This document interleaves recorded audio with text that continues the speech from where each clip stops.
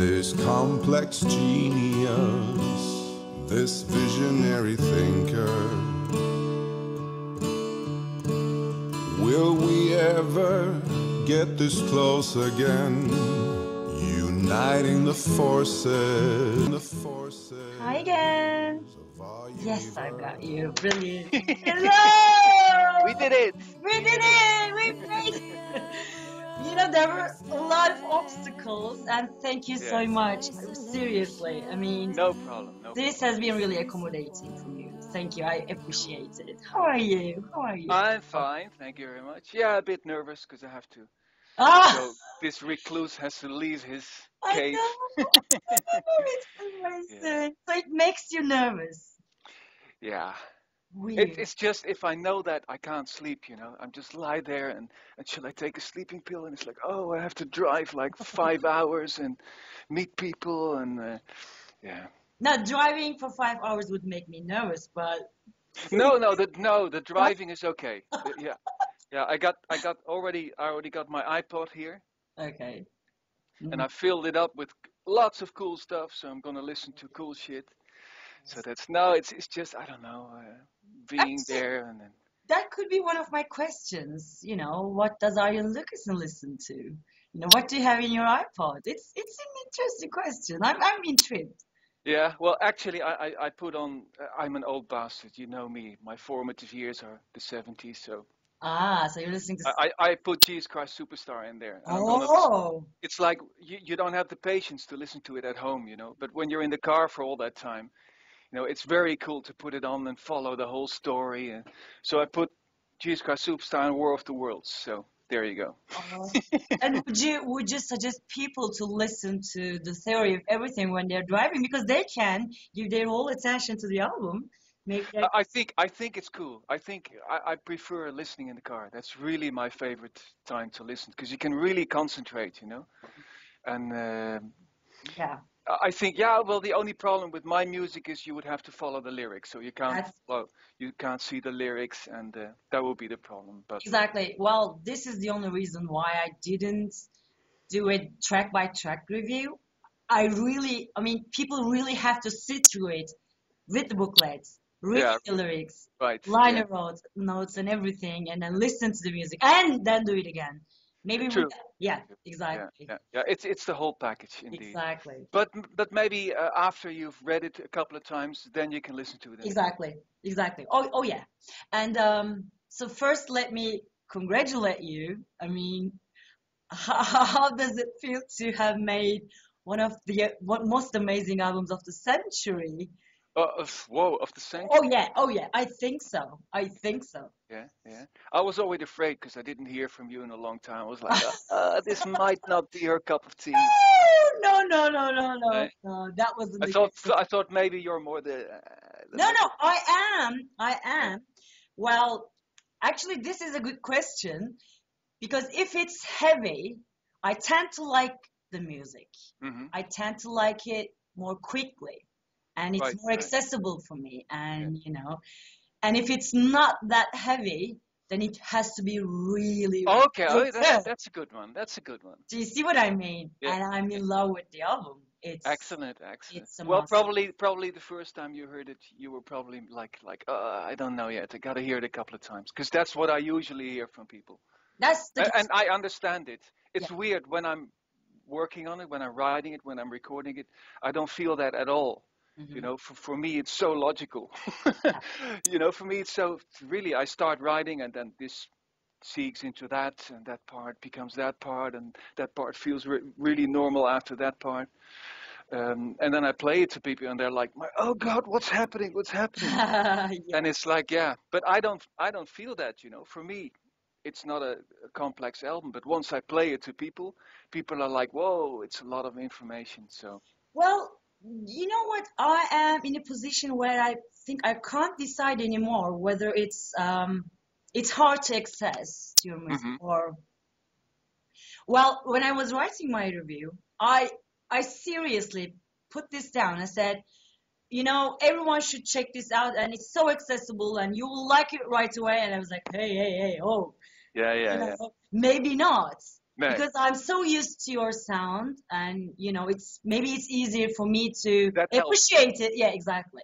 Well, it is definitely my sound. You know, a lot of people say it, or when I read bad reviews or bad, if I read critics about the album, it's usually like it's nothing new. It sounds like Arjen, and then I always say, yeah, because it's Arjen. You know, Arjen will always sound like Arjen, and that's exactly the reason why I do all these size projects. Because they don't sound like Arjen. You know, Star One is much more metal. Guild Machine is more like Pink Floyd, more atmospheric. Ambient was like more electronic. And Stream of Passion was more gothic. My solo album was more fun stuff, you know. So, but each time I do an Arjen, it will sound like Arjen, you know. It would have the big Hammond and the synthesizers and the I love the Hammond. It's very you. It's very you. I love it. Yeah. And right next to your Hammond, you had 3 giant keyboardists this time. Oh, yes.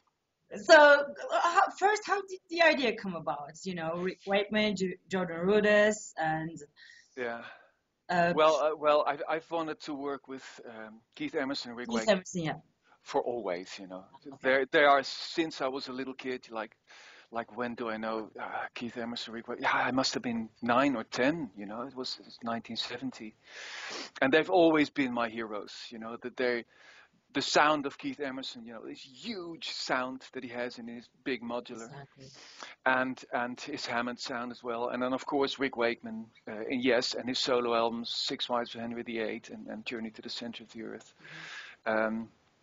He's a virtuoso, you know, Rick Wakeman. It's so I've been trying to get them for 10, 15 years ever since I started with Arjen.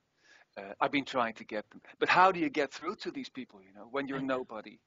I mean, they don't know who I am, and they don't take me serious. And how do you get to them? So finally, a couple of times I got through them, because Rick Wakeman, actually I won an award that was about 10 years ago of the Classic Rock Society, and I won some kind of an award. I don't know, best overall artist or something. And he gave the award to me. Oh! On stage, yeah. So that was the first time I met. Lovely. Is there any footage or something? Can we just? There's photos. I can send you the photos. That'd be amazing. That would be amazing. Thank you. I can send you the photo. So that's the first time I met him. And it was fun because the next morning, it was in England, we had breakfast in the same hotel. And I went to him and I was like, well, Rick, you know, I have this project called Arjen. He said, yeah, I know, I got it. What do you mean you got it? Did someone give it to you? No, I bought it. Wow. Which album are we talking Electric about? Castle. Electric Castle, okay. And he bought it because... he heard a lot about it, and he heard Damien Wilson sing on the Castle. And then he asked Damien to join. I don't know if you know this, but Damien sang with Rick Wakeman for a year. And now he's working with the son Wakeman. Right, with yeah, exactly. Yeah, I know. But he also sang with Rick Wakeman for a couple of tours, and I think shows. And Keith Emerson, I tried to get him for a Universal Migrator. I actually went all the way to LA to record him. And when I got there, the guy, I was going to record some other people there too. I was going to record Neil Morse, Eric Norlander, Lana Lane. And when I got there, he had to cancel at the last moment. So that was a big disappointment. Well, you know how it feels. I know, you remember that, don't you? I remember good old, I surrender. Thank you. I love it when you do that. Well, anyway, it's horrible to be disappointed like that, you know, but he couldn't help it. Okay. So I've been trying to get him ever since. And this time, you know, Arjen is becoming more known. I'm selling more albums all over the world. You know, I end up in the charts in countries, which is, you know, everyone can say I sell a lot of albums, but entering the charts, of course, is proof. You know, you can't lie. Yeah. So people see that, and people see me in magazines. So Rick Wakeman this time was okay. Send me something, and I'll see if I'll do it. And I sent him 3 parts. I sent him a piano part and 2 mini Moog parts. And I said, well, hopefully, you know, you like one of these parts. It's a heavy part, a proggy part, a piano part, and hopefully you'll do one. And he listened to it, and he did all three of them. And oh, yeah, it was cool. Yes. And Rick Wakeman, I got him through the keyboard player Sound of Contact. You know Sound of Contact? Yes, I do. Yeah, I met them in Holland, in the country. Yes. Okay, you met Dave Kurtzner too? Oh yes, I did. Okay. Very, very nice guy. He is, yeah. Yes. And actually he recorded Keith Emerson for me. So and I told him it has to be the modular, you know, it has to be the same sound as Lucky Man. And he did, you know, and it's special, you know. Rick Wakeman plays on more albums, but Keith Emerson rarely does something. Mm-hmm. And you know, then I had the two biggest in the world, and I thought, well, you know, I want to be arrogant, and I want to be. Yes, and you went for Jordan. And Jordan was actually, he was going to play on 01, uh-huh. And the last moment he couldn't do it because he had to tour with. So he was easy. It was just a mail to him. Will you do it? And he was like, of course, no, just send it to me, whatever it is. And I gave him two options. I gave him a very proggy, complicated part with a weird time signature, and I gave him. And I told him the other solo is after Rick Wakeman. And he said, hey, I don't have to hear them. I want the solo. Oh, sorry, Keith Emerson. I want the solo after Keith Emerson. You know? Oh. It's one of his heroes too. Oh. So I love the contrast there of Keith Emerson's old style with the big modular. And then of course Jordan Roos with his magic. So can we say that you did this for yourself also, as well as you did for, you know, for your audience, for your loyal followers? I mean, working with your heroes, you know. I think it's purely for myself. I love that. Well, we're not. It's for myself, but of course, I do know that I please a lot of people with that. Because I'm not the only one in the world who's such a big. It's for me, but be my guest. By all means, enjoy it. I love it. How about the vocalists? I'm really curious about this. I mean, we talked about these issues before, but how do you go about choosing the vocalists? I'm sure you receive hundreds of applications each year, right? Now Arjen is becoming more known. I do get a lot of singers sending me their stuff, so much that I can't even listen to it anymore. And you know, I'm such a perfectionist, and I'm so hard to please. Well, you know, you send me like how many singers? 20, 30 singers. And you got your thanks in the booklet because of that. Well, you were a big help, you know. You were a big help. Oh, I haven't done anything. It's your big heart. I can't. No. Maybe did I pick any of them? I can't remember. Me neither. No. We'll talk about that later. Yeah. It's always good. I might have. Well, from that part, I might have mentioned Tommy Karevik because I'm a huge fan, but I don't remember. But I love his work with Seven Wonder. Yeah. Right. Yeah.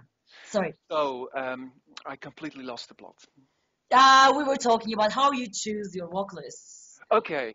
It's a different story for each singer. You know, I have, and I'm not exaggerating, I have a list of 200 singers. Oh. 200 singers that I want to work with. Still new ones? Yeah. No. It's you know, most of the list is my old heroes. You know, and on top of the list is of course Robert Plant, Dave Gilmour, whatever, all the John Anderson, Ian Anderson, all those guys are on top, of course, because I grew up listening to them. You know, so it's an amazing honor to be able to work with them. So always try them, but they're hard to reach, you know, and they're hard to convince. Well, and then there's you've helped with some of those, John Anderson, Ian Anderson, Bobby Kimball, if you're interested. Anyway. Right. Yeah. Well, actually, I tried Ian Anderson. I've been trying him for a long time, but I don't think he wants to. He doesn't see himself as a singer. Huh? He's just singing because. I know, but I know that you are after voices, not singers. That's it. Yeah, you know it well. What Yeah. you told me. Yeah, exactly. Yeah. And he is such charisma in his voice, Even when he talk, I love interviews, just listening to his voice. I know. It's that British accent, and it's so cool. Seriously. And then John Emerson. Actually, I'm not supposed to tell this, and I didn't tell this to anyone, but yes, he might be on the next album. No, I can't say too much about it. Okay. But he has been involved here. Oh. And somehow it didn't work out, but I'm not sure if I already said too much. Damn it. All right. I can cut it out if you like. No, well, it doesn't matter. He sang a couple of tracks and it didn't work out in the end. Okay. Which was a shame. Oh. But I don't know if it should be a secret or whatever. So. All right. So there you have a scoop. Woo! Well, you're a lady obscure, so you need some obscure facts. Obscure facts, exactly. Okay, the concept. I'm not asking you to talk about the concept itself, but where did you draw the inspiration from this time? And okay, you answer this first, and then I'll add something else. As always, I start with the music, and I let the music inspire me for a story. And also, I watch a lot of science documentaries. I love it. I don't know if you know Through the Wormhole with Morgan Freeman, or all the what's his name again? Stephen Hawking. Why can't I think of Stephen Hawking? I'm getting old. I'll go and watch it. Right. I love his stuff, and I was watching one of his documentaries, and he was talking about the theory of everything, and it sounded so cool, It sounded like an Arjen title. It sounded so pretentious and big and over the top, which is perfect. So basically, that's where it started. And then I was like, okay, what's the theory of everything about? I want to know the whole science behind it. But as I always do, I turn science fact into science fiction. So then I start thinking, okay, what can I do with theory of everything? Of course, you need a genius. So then I was been watching a lot of movies about genius, like A Beautiful Mind, like Rain Man. Yeah. And basically, on the one hand, to get inspired, of course, and on the other hand, not to try do things that already have been done. Ah, okay. So yeah, that's where it started. One question, Arjen. If you weren't a musician, do you think you would be a sci-fi director or something, movie industry, maybe? I can totally see you as a movie director, sci-fi movies. Yeah, I think, and that's the reason why I work alone. I think I'm really a bastard to work with. I'm generally, I seem to be a nice guy, but if you just ask my former bandmates, I'm a tyrant. I'm terrible. I'm a control freak. I'm an egomaniac. Because you're a perfectionist. I'm a perfectionist, and I'm a recluse, and I'm a recluse for that reason, because I'm just terrible to work with. I mean, if a singer comes to my house and we're together for 2 days and we record, everything is fine, we meet each other for the first time. But if I have to be in a band with band members, do concessions, do compromises, it's terrible. So working with other people is not my strength. Well, let me tell you one thing. Gossip without naming names. Don't be too harsh to yourself, because I know some musicians, even in those 2 days in the studio, because I was visiting a studio during the recording, I was yelled at. Oh? Oh, you couldn't believe your eyes. Seriously, I won't name names, and I'm not going to see that musician again. But Jesus, in 2-3 days, seriously. But why did you like? Well, I think it's the tension of the work and some of the things. We'll talk about that later. Okay. Yeah, I'll tell you the story. Oh, it's that's interesting. Weird. It's really weird. So don't be harsh on yourself. No, I never had problems. No. I've worked with, how many now with Arjen? 200, maybe. I think I worked with 100 singers, and I never had any problems, arguments with people while they were here. Yeah. I had problems with people later on. You know, Okay. if you get shit about financial stuff, or they don't send you a photo, or they, oh, sorry, my swan fell here. Oh. And stuff like that, you know, or contracts. You get problems with contracts, or they don't. Afterwards, I had problems, but only with one or two of them. But no, it's always, you know, I ask them because I'm a fan of them, and you know, they're like, of course, honored, and they're like, whoa, he's a fan of mine, so I'll come to him and I'll show what I can do. You know, there's always chemistry going on, and it's always important, and that's why I don't have them send stuff via the internet or something, you know, because that chemistry has to be there. You know, they have to be standing beside me, and well, I'm thinking, what can I do on one of your albums? Maybe I can mop the floor. I can mop the floor during the studio sessions. I can cook. I'm terrible in the kitchen, but you know, think about it. I'll think about it. You mentioned the financial issues. That brings a question into my mind. Well, it's really difficult for bands or projects to survive without touring, right? And I can understand how you can survive musically while you have the loyal fan base. You know, it isn't even a question. But how can you survive financially without touring? Music is your only business, right? Right, yeah. So how? The thing is, I do everything alone. Like everything. Okay. You know, I do the writing alone. I do the composing alone. I record everything. Basically, I play all the instruments myself. You know, I just have some people over for cello, violin, flute, which is people mostly who do it for free because they really like doing it. You know, they have fun here. The only thing I can't do is drums, so Ed does the drums. I do everything myself, and then I do the mixing myself, the producing myself. I take care of the artwork myself. So basically, I do everything myself, and then I license it to a record company. And the record company gets to exploit it for 7 years. So basically, that's how it works. I'm the owner, and I'm the control freak. I can do it exactly as I. That's why, you know, it's fairy tales that record companies are like, you have to change that or you have to do that. It's not that way, you know. Really? They get the finished product from me, and they, of course, they can tell me like, do this differently, do that differently, and I will think about it. But you know, that's what they get, and then I get in advance. And it's all for me.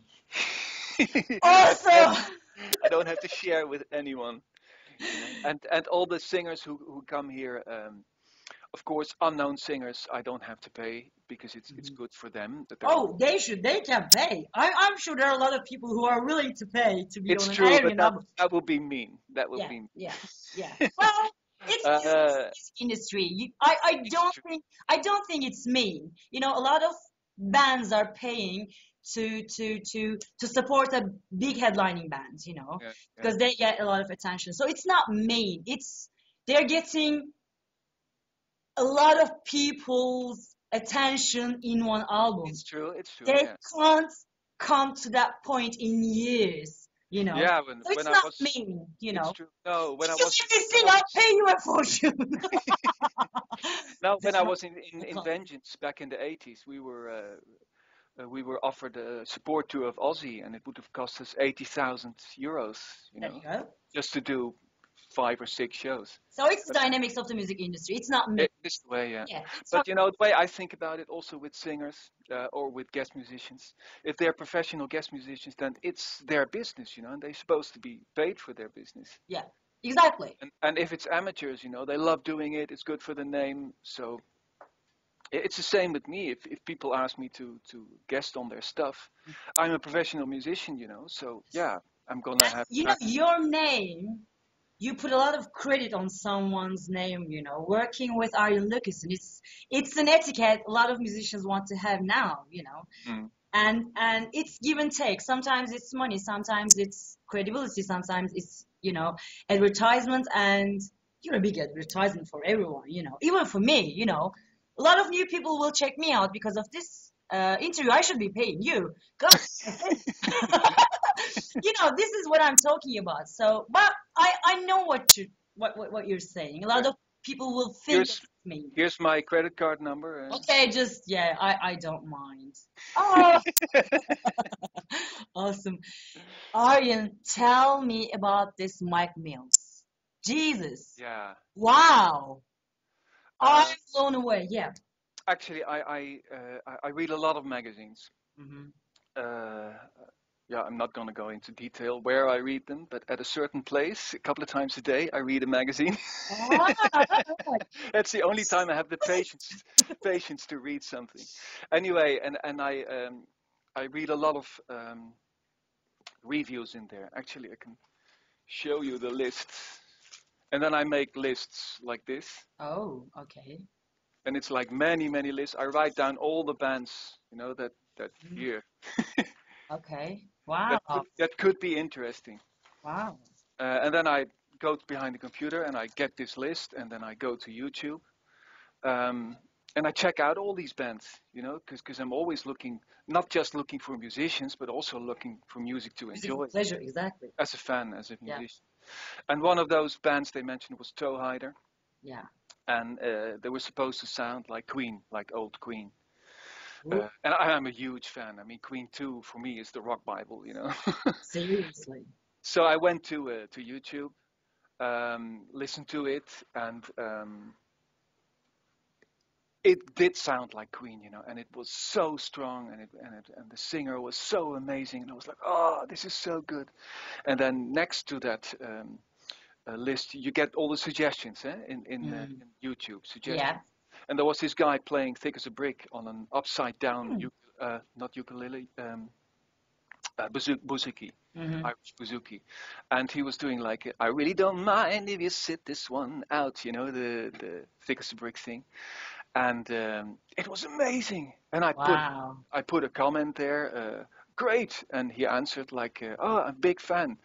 And then later on, I found out that this was the same guy as the guy from Toe Hider. I really did not know, and for me that was too much of a coincidence. Seriously. So then I contacted him, and he said, I'm a big fan. I would love to be there, and I'm from Australia, but it doesn't matter. I'll come to you. No problem at all. So he was actually, I hadn't even started with Arion yet, and already decided with him. And when the time had come, he said, well, when do you want me? I said, I don't know yet. I got a lot of singers coming. I have a whole schedule. And then he said, and this is amazing, and it almost brings tears to my eyes. He said, I'll come for a month, and I'll just stay in Amsterdam in a hotel, and you get me when you need me. Wow. But I was like, yeah, but I just need you for days, that's it. Yeah. Doesn't matter. So he was here for a month, in some kind of a hostel in wow, interesting story. In Amsterdam, yeah, and he came over here. And I was like, what kind of guy can I expect? Because did you watch his YouTube stuff? I didn't know. Oh, you should. I know I should, yeah. Look it up, because he's crazy. He's completely crazy. He's like doing whole of Bohemian Rhapsody on an acoustic guitar. Yeah? Or he's like doing all these screams, like mostly metal, and he's so crazy. So I was like, oh my God, what kind of guy can I expect? I worked with Bruce Dickinson and with Fish and with James LeBrie and Devin Townsend and Michael Akerfeld, and I wasn't nervous at all. But this time I was nervous. I love this. I was like, I couldn't sleep again, and I was shaking, and I picked him up from the airport. Did you watch the DVD, by the way? That's with the CD. No. Okay. I'll tell you why. Yeah. Okay. Later. Okay. But anyway, I'm digressing again. But in one of his mails, he had a dream that he had to come over to my place, and it was weird. He had to go underwater on all these tunnels, and then when he met me, he had to wear goggles. That distorted the vision because he wasn't allowed to look at me. That's why he's wearing. He told me that dream. Wow. So when I picked him up from the station, I wore goggles. I had goggles. I love that. And he didn't get it. Oh. He was like, I thought it's just the latest fashion in Holland or something. But yeah, he and then I explained, and he said, "Ah, damn it, I should have worn the goggles." Yeah. Anyway, he was this really polite guy, and really yeah, down to earth and relaxed and serious, and so that was a complete surprise. But in the studio, he was as amazing as I hoped he would be. He could do everything, you know. He could sing high, sing low, and most important for me, he could act. You know, he wanted to know about the part he was playing, and he really, because there's one part in the lyrics where he has to say, "I've been giving you a drug," and I hate that line because it's so obvious. You know, it's not poetic at all. It's just a person saying to, and that's another thing. But that's difficult with these lyrics. You know, when you have discussions going, do you make it lyrical and all poetic, or do you make it like a real discussion? And we try to do real discussions. So I told him, you know, can you do something there? Because it's such an awkward line. And he was really standing there. "Son, I've been giving you a drug." And he was like almost crying there. And amazing musician. No, so, seriously, he conveyed the emotions brilliantly. I continuously got goosebumps listening to his voice. Seriously, he gave me goosebumps all the time. And thank you for, you know, helping me find out that guy. Well, and please support him if you can. Oh, yes, I will. I'm sure he would love to do an interview with you. And he's a fantastic guy, and he needs all the support he can get. So. And he deserves it. Well, when you were telling me the story, how you found him, I was thinking, I need to hear this story from Mike, because it's so interesting. You know, one of your heroes finds you on YouTube and leaves a comment. Yeah. And then he finds you again and approaches you. It must be amazing. I am getting excited only listening to this story, you know. So yeah, amazing. No, well, if you see it on the DVD, he will talk about it. So. Okay, yeah. No, you should also tell the story to me. True. Yeah. Well, I don't want to. Oh, just one more question. Oh, I'm shouting again, sorry. So people have been speculating about this, and maybe it's obvious, but I want to hear it from you. 42 tracks. So is it a nod to Hitchhike to the Galaxy then? Well, yes, of course it is. Obviously, it's Arjen Lucassen. But a lot of people ask me if I was inspired by it. But then I have to say no, because it really was a last-minute decision. I had 4 long tracks up to the very last moment, until I played it to some people, and one of them, my brother Gjeld, actually, the one who I always insult in my in my booklets.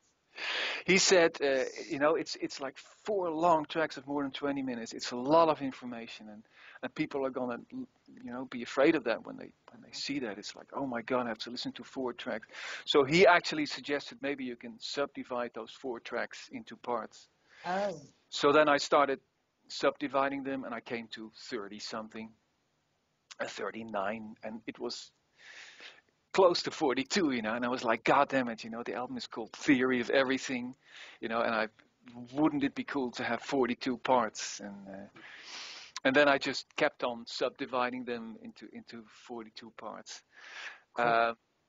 Looking back at it, I don't know if it was a good idea, because apparently some people have problems with their CD player, which puts a little gap between the if they have an old CD player. Yeah. That's shitty, you know, that's shitty. Or if you download it illegally, you will have 42 little parts, you know. Well, yeah, that's good. That's not your problem. Exactly, that's good. Yeah. That's good. You deserve it, boss. Anyway. Well, iTunes made it 4 long tracks, but America didn't. So there they have the 42 little parts. It's confusing, because I get a lot of mails like, oh, I'm used to you making long songs, and now you make an album with 42 short tracks, and then I have to explain to them, no, it's 4 long tracks, and it's just confusing. So maybe I shouldn't have done it. Having experienced both, because Spotify also put it as 4 long tracks, so I listened to. Oh, really? Yes, it's 4 long epics. That's it. So I've experienced both. I started off with listening to the 42 tracks, and then when I was home, I was already on. You got the downloads from the record company? Yes. Okay. Inside Out. So honestly, when I was on Spotify, I thought that it was more convenient to me. I can't speak for everyone, but for me, it was more convenient to have the tracks, 42 tracks, because the one Mike Mills is screaming. I mean, the parting and the track before, that part is torturing me, and I want to go back to that part and listen to again and again. Okay, tracks, it's convenient. Yeah, well, that's the reason we did it. Exactly. It's also good to listen to as a one whole epic, but for me it was convenience. You know. Yeah. People have different ideas and thoughts about music, and it's true. Yeah, exactly. So you can't make everyone happy, although you do. Well, everyone. Well, everyone in the prog circle. I can't think of anyone, who understands and appreciates prog music and wouldn't like your album. I don't know anyone like that, at least. Everyone in my circles love the album. Then you move in good circles. Yes, I'm proud of my circles, to be honest. Good. Exactly. Arjen. Yes, definitely. And I'm thankful to those people, they're both amazing and lovely. They appreciate art and it makes them beautiful, Cool. I think. I can't thank you enough, and we can't get enough of you. And I know you've got a plan today. Thank you so much for granting me this interview. Thank you for the music. Maybe one tiny question for myself. No problem at all. Will you record an album with Russell Allen and Damien Wilson again? A Star One album, maybe? Well, yeah, of course it's an option. I mean, it's an option. They're the best singers in the world. I mean, Russell Allen, in what he does, I really think he's the best. He's really. I worked with him so many times, and it's scary. It's just scary. And of course, Damien is so emotional, such an emotional singer. And Floor is great now, now that she's busy now, isn't she? She's busy. She's really busy. Yeah, it will be hard to get her now. Yeah, actually. Seriously. Yeah. I'm glad that she's busy. She deserves that. She really deserves it. Yeah. She's been going through a hard time at some point, and now she's up there where she belongs. Yeah. So yeah, I never plan ahead. Because planning kind of limits you. If you plan, it's like, okay, now I have to do this. So I don't plan ahead. I just let the inspiration come, and then I start, and then I change my mind like 100 times. Yeah. Like I could tell you now what the next project will be, but tomorrow I will say something different. So I'm not going to. Yeah, no, I'm not asking. I know how you work. One day you go out and, okay, the inspiration found me, I'm recording an album. And you don't tell which one for a while. Even you don't know in the beginning, right? I have no idea. Yeah, no, that's because I keep changing it. Yeah. And then at some point I'm like, okay, now I have a vision. Now I know who I want on this, and then I decide. But Star One is always an option. I don't know if you saw on Facebook. I did a poll where I asked the fans. No, I will share it. Okay. Because that Star One will be, getting a lot of votes from my circles. Yeah. Star One. Yeah, well, Star One was, I think, 30% opted for Star One, so that was good. Wow. The part. But then I think most of my fans are metal fans. I have more metal fans than, let's say, prog or folk or others. Really interesting. Yeah, that's yeah. Actually, I know that because when I did the Universal Migrator, that's like the Dream Sequencer, which is a calm album, and it's Fly the Migrator, which is a metal album. Mm-hmm. And I recorded them at the same time, and the metal album sold better than the other. Oh, gotcha. Maybe because it has Bruce Dickinson and Russell Allen and all these guys. I don't know. Yeah, maybe. Why not? Yeah. So yeah, to answer your question, it is an option. Cool. Good enough. Although I don't think it will be next. Okay. I did this huge big thing now. I would like to do something now a bit smaller with maybe just one vocalist or maybe just two or something. But we'll see. Okay, and you don't know the vocalists yet? No, it will depend on the music, of course. Okay, yeah. First, you gotta have the music, and then the style, and then think about, is there going to be a concept again? What kind of lyrics? And then, of course, the singer has to fit the music, but also the lyrics. You know, if it's like science fiction or cheesy fantasy stuff, you know, you can't get certain singers. You know, they won't like that. So okay. No idea yet. But one of those 200 people that are on my list. Great. So you have fun today at the gig, and thank you so much for the interview. I think I will edit it today right away and put it up. Oh, cool. Yeah. Shall I see if I can find Hoshi for you somewhere? Oh, yes, please. Yes, please. I can look. Right? I don't know if she's. Yeah, I'm waiting. Oh, kom eens, schatje. Hello, beautiful. Oh, hi. Wow. Such a cuteness overload. Let me see your face. Oh. Hi, Hoshi. Hoshi? Oh, she's a beauty. That. Oh, wifey. So cute. Hi, Hoshi. How are you doing? Awesome. Wow. Oh, wifey. Lovely to get you. For showing me how she's happy. I can see. Yeah, tail going. Eh? Awesome. Kom maar, schatje. Take care now, my pro god. Thank you so much. Okay. I appreciate this. I will wait for the next album to come out to talk to you again then. Okay, I don't know if I'm going to make this year, but... Okay, yeah, take your time, obviously. Yeah. Okay. Take care, Nami. Bye. Bye. And so it ends. It's time to let go. My spirit is crushed, forsaken and cold. I'm leaving you. No tears left to cry. You'll never change. I made up my mind. This is goodbye. So this is the end.